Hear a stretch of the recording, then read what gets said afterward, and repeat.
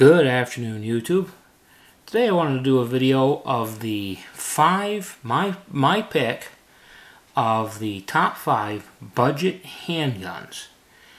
And when I say budget, I'm going to put them under $500.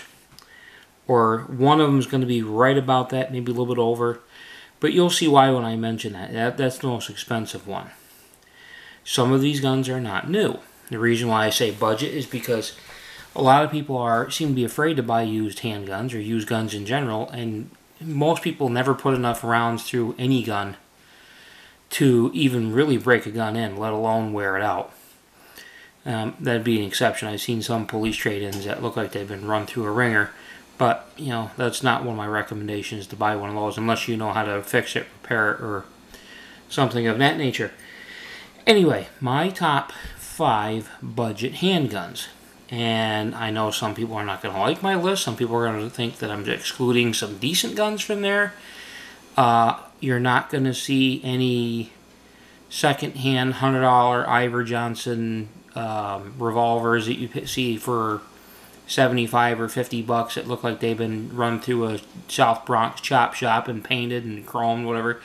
You won't see one of those. You won't see your $25 22 revolvers you can buy at a pawn shop. You won't see some military throwback. You will see one military surplus handgun on here, and I would put it on here simply because of the cost. And it is effective, but most of them, you know, some of these guns, no. You know, and some of them they're okay, but they're not the greatest, not considering what else you can get for the money. So let's begin. The cheapest gun on the list is the Polish P64.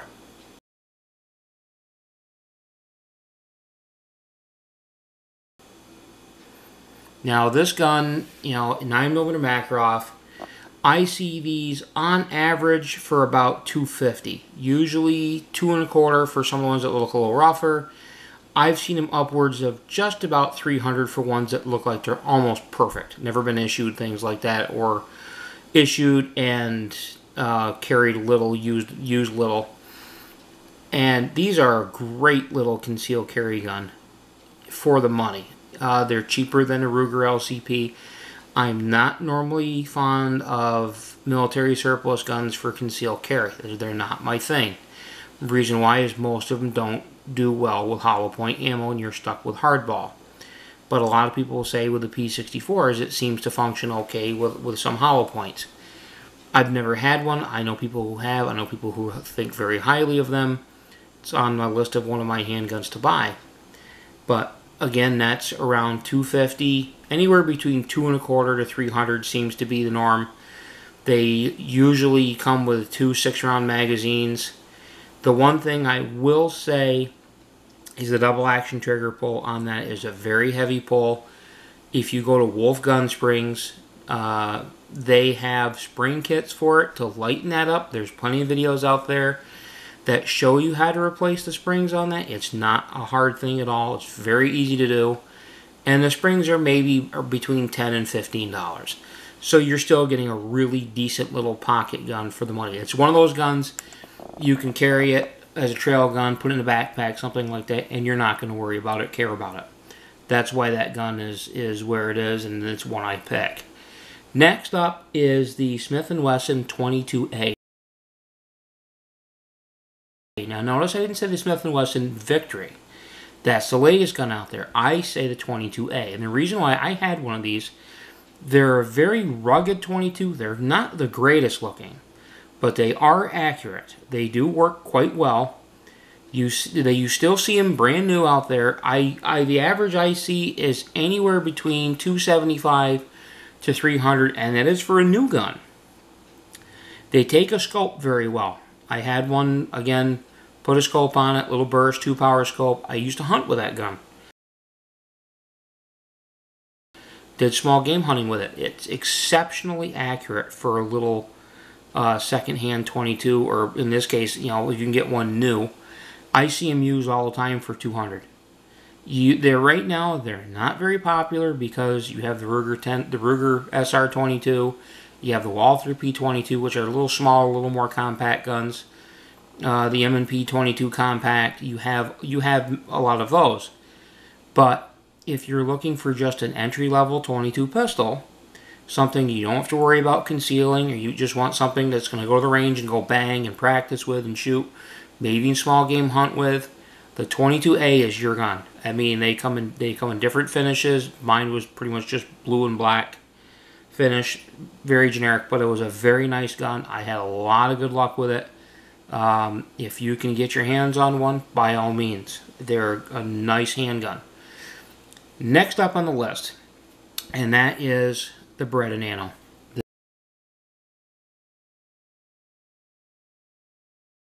This is my personal gun. This has the Crimson Trace laser grip. I carry this gun all the time. This gun with the laser cost me $400. It's a very rugged gun. It's very tough for a 9mm. These are your very nice sights compared to most of your compact guns. And that's, again, this, you can, if you want to get the night sights, they're a little more expensive. You can buy them later on, change them out yourself. You don't need to send it out. You don't need to have anybody worry about it. It's a very nice little gun. It conceals very easy. It's more compact than the Glock 9mm, their new 9. It doesn't have the magazine count, the factory mags. It comes with two. It comes with an 8-rounder, it comes with a 6-rounder. This is the 6-rounder. This has the Pierce grip extension. If you want a little more concealability, use the, either don't put this on or use one of the factory floor plate. This is flush.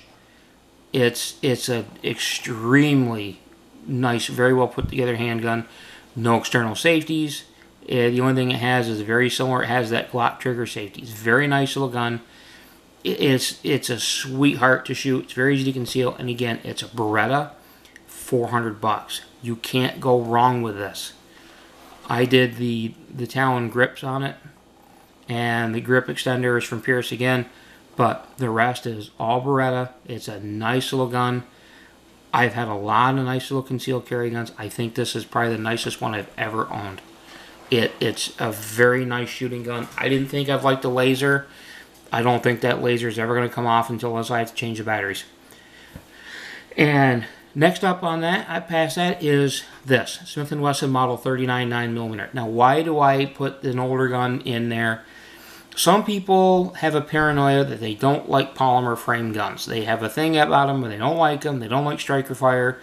To them, it's a bad Magumbo. It's the boogeyman. It's everything all rolled up in one.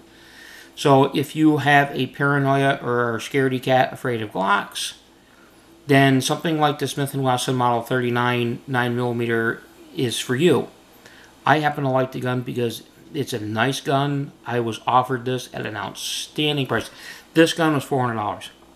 Steel slide, alloy frame, 8-round magazines.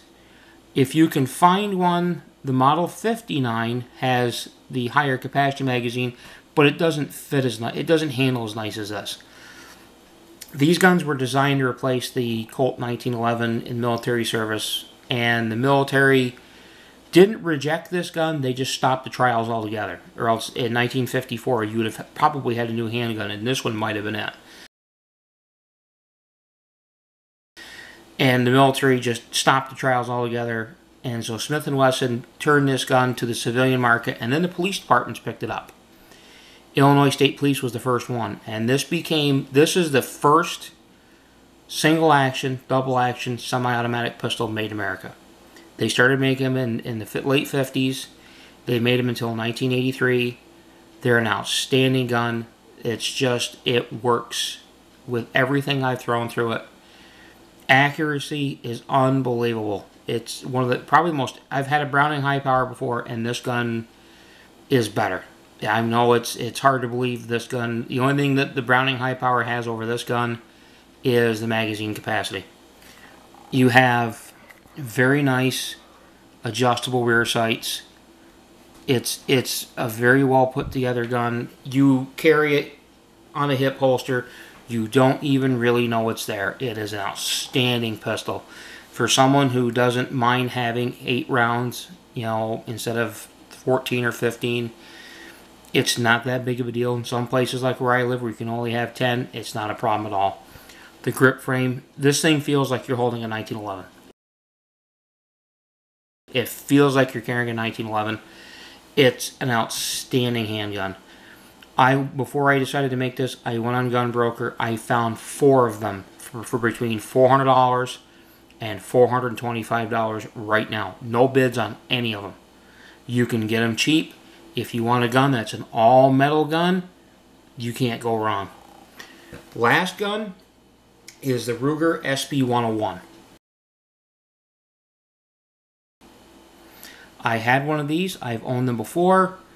For the money, they're the most expensive gun on my list. They're average around $500. I see them between $480 for the shortest barrel lengths, and I've seen them upwards of $5.5, $565 for the 4-inch barrel with a fiber optic front sight. I had the 2¼ inch barrel. If I get another one, I'd probably get the longer barrel for a trail gun for everyday carry out in the woods, where I really wouldn't have to worry about having a big heavy handgun, but where I want 357 Magnum. And why I would rather have an SB101 versus a Ruger LCR, if you've shot enough 357 like I have, you want a heavier frame gun to do it with. The lighter guns, the recoil is pretty stout, and most people end up just going back to 38 specials, which defeats the point of owning the 357 in the first place. So that is a nice gun. It's 5-shot with 357 Magnum. You can get them in 22. I'm strictly sticking to 357 here. The front sight for the short barrel is not the greatest. You can get to Gemini Customs. They make a beautiful, either a bright green fiber optic front sight or a red fiber optic front sight, and I think they're right around $65. They might be less now. And they're very simple. If you can use a punch and a hammer, you know, if you don't have a mail order gunsmith certificate that says you're a master gunsmith, even then you should still be able to do it without screwing it up, as long as you have the right tools for the job. It's just one of those things where it's easy to change out. Some people say the SB101 doesn't have the greatest trigger. I've had Smith & Wesson revolvers for years and years and years. I was really surprised at how good my SB101's trigger was. I had that a couple years ago. So, and that's, again, between $475 and $575 is probably the price range. And that's the most expensive gun on my list. And still, considering it's a 357 Magnum revolver, and it's stainless steel, and it's a Ruger, you're really not doing that bad. So, that's my list, everybody, of the 5 budget handguns that I would recommend. I'm sure everybody else has a different list. I know some people are probably not going to like this list. That's fine. If they don't like it, they can go tell their mom or whatever they go tell, or whine, cry, complain. Do whatever you like. So, with that being said, boys and girls, have a nice day. Look for some more videos. I'm hopefully going to start getting more to the range, which means finally some range videos, because they just opened up everything up here with the weather finally clearing. And I'm hoping to start actually getting out and start shooting more. With that being said, have a good day, all.